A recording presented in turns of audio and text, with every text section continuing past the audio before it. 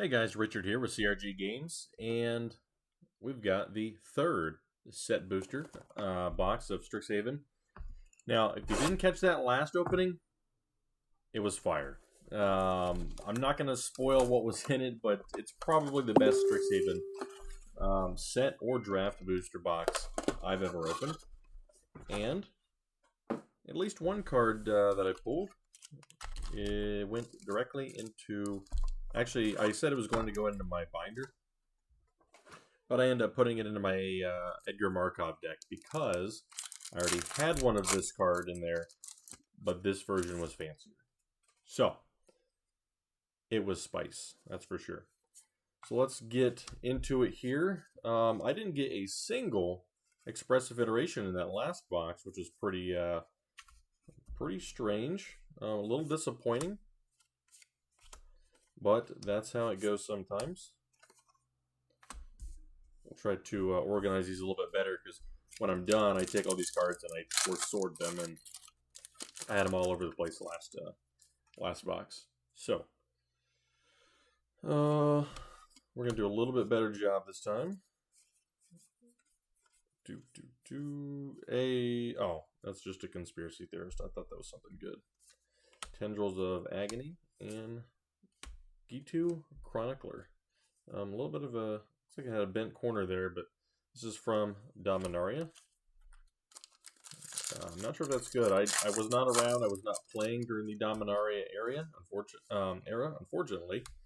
But one of the things I'm wanting to do here soon is start, with friends and local players, is what I call, I guess, modern vintage draft.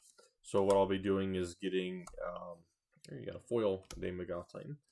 Be getting boxes all the way from, Dragon's Maze, Gatecrash, Return to Ravnica on up.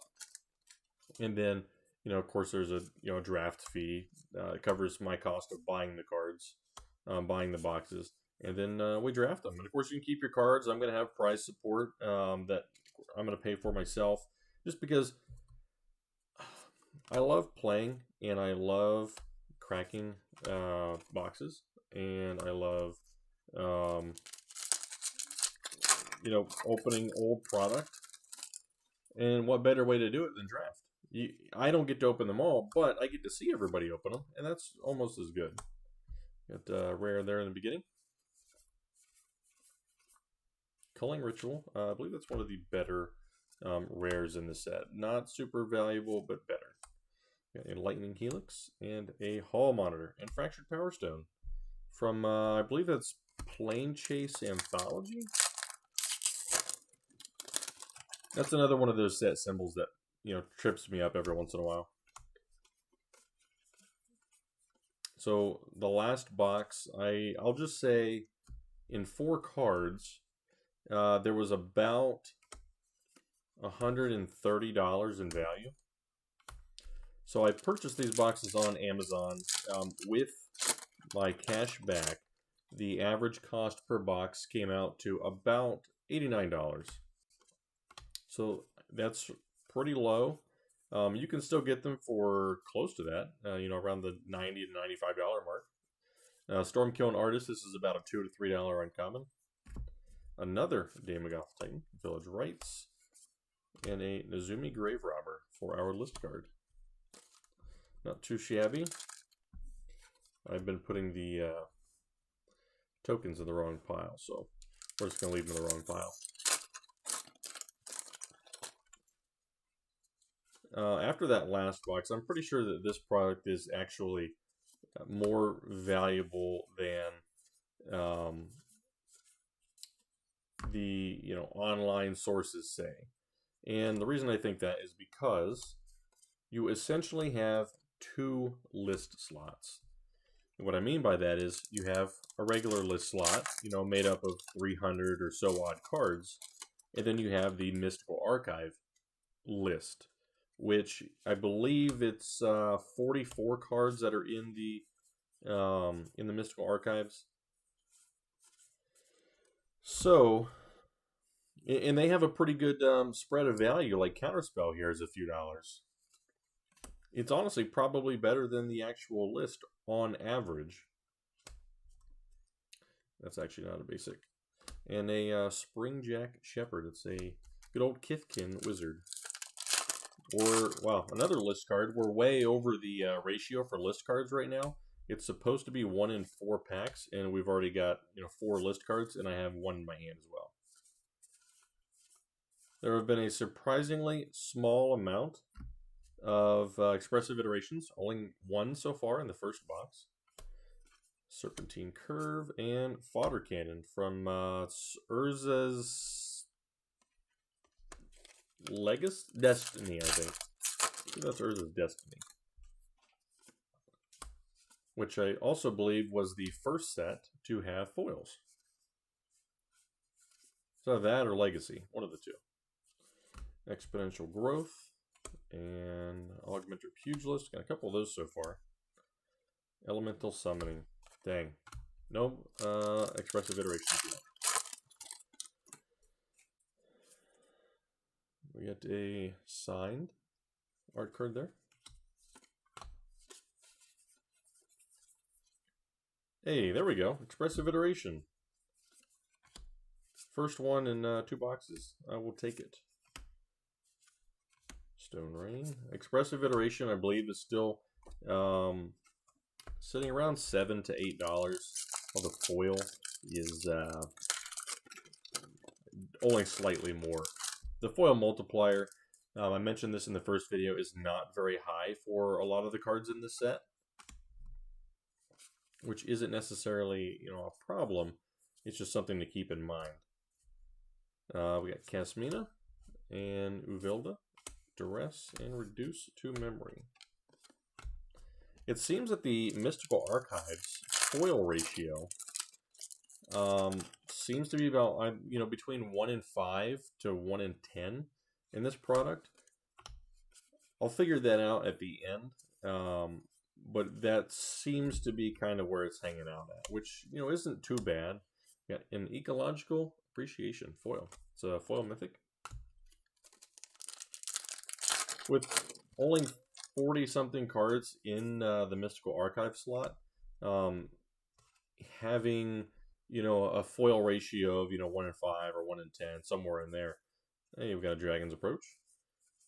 Is pretty good. So you stand a pretty good chance of getting a foil that's actually worth some money. Tanzania and Revitalize, Burying the Books, and Nylea, God of the Hunt. I believe Nylea is a pretty good pull. Let's just take a look real quick. Nylea, God of the Hunt. Oops. It auto-corrected to something else. So she's $6.82. That's pretty good. I feel like I remember originally playing Theros, drafting Theros and stuff, that card was worth a lot more back then. And it very well may have been. But, sometimes with reprints, things drop in price. Sometimes they drop in price a good bit. So we got a Growth Spiral and a Frozen Grip. Nice. So one of the things I've noticed so far is some packs will come with 2 Mystical Archives. And when they come with 2, I believe each time so far, one of them has been regular and one of them has been foil. So something to keep an eye out for. We got a D-Spark. Good old Ujin on there. The art cards in this set are probably some of the best in any set, I think. Personally. Another Stormkiln Artist. Another Frozen Grip. And Spell Satchel. In the long term, this set's gonna hold value. Right now, still weak. Hey, there's War. What's his name? Wayne Reynolds. Love that signature. In the long term, this set is going to hold value, not only because it has a lot of great spells in it, but because it has, when I say the set, I mean this product, the set boosters of this product. It has great spells, it has access to the list, and it has access to the Mystical Archive slot, which, at this time, the highest priced cards in there, not including the versions from collector boosters, you know, the highest priced cards in there, and you know, in the $40 to $60 range. Another Dragon's Approach. So this one's actually been pretty good with the uncommons so far. Cultivate, Letter of Acceptance.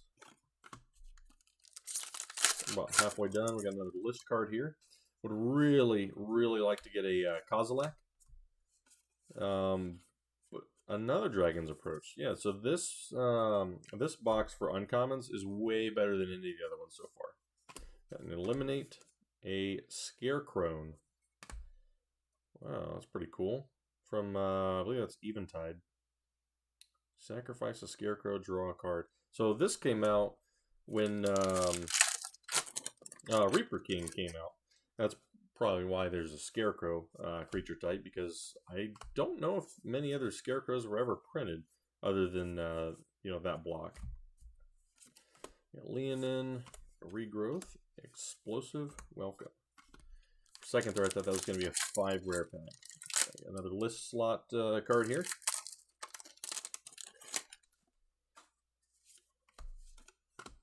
And these ones are bent.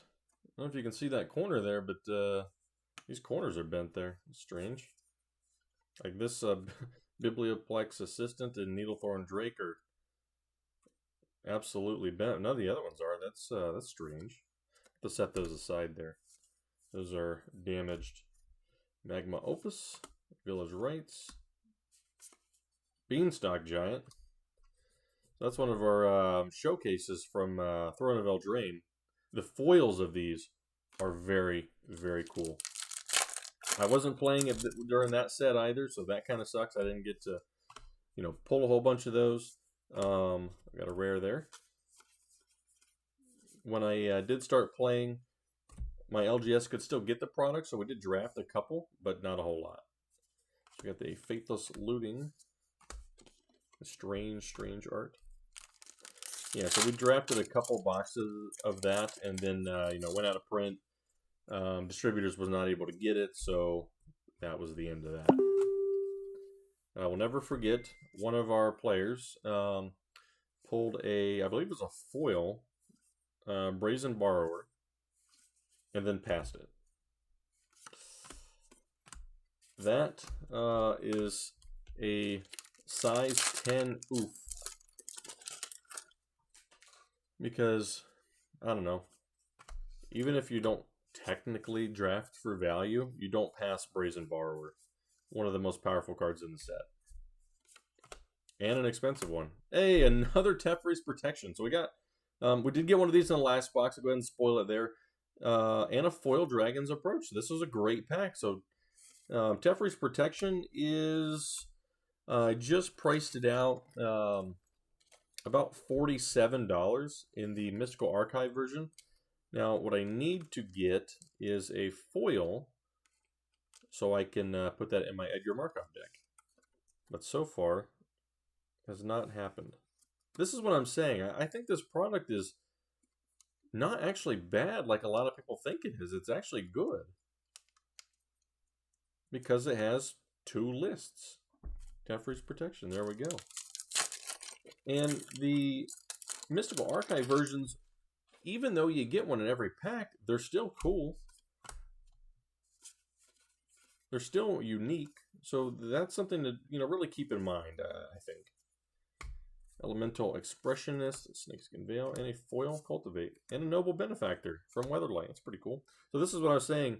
We got a regular Mystical Archive and a foil in the same pack. So I think when you get 2, one is always foil.